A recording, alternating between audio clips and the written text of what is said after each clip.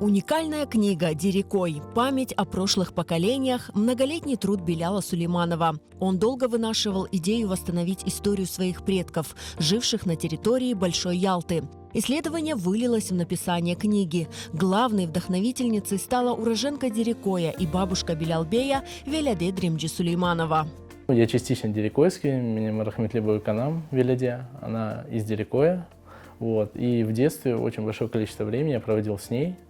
Мы часто ездили в Дерикой. Мы ездили к ее друзьям, к ее родственникам, ходили по селу. Она рассказывала о жителях этого селения. Там, буквально о каждом доме могла рассказать очень много интересного. Была идея создать семейную родословную, то есть собрать информацию о родных, близких и для определенного круга лиц. Вот, чтобы помнили свои корни, знали о них. И после обработки всего этого материала мной было принято решение уже создать такую книгу. Книгу о Дерикое, о ее жителях. Белял Сулейманов более 10 лет по крупицам собирал материалы о Дерикое, упраздненном селе, полностью вошедшем в состав нынешней Ялты. В написании книги мне помогали друзья. Это наш исследователь Гульджан Ханум Риизова, она автор книги о Корбеке. Также исследователь сел Айвасили Дерикой Тамила Сейд Джилилова, Селяхшур. По фотографиям определенные фото мне предоставил наш коллекционер Низамяга Ибрагимов. Очень интересные сведения в части топонимики, а также истории предоставила старожил Дерикоя Миля Ханум Сарачева Ахтемова и мои родные, мои родственники. Книга содержит уникальный фактический и иллюстративный материал. В ней более 250 фотографий, многие из которых публикуются впервые, а также архивные документы и много другой интересной информации. На 172 страницах этой книги история Дерикоя, традиции и обычаи, быт и интересные истории о людях, которые жили в этом живописном селении. Во время работы над этим я обнаружил интересные документы, факты о селении Дерикой.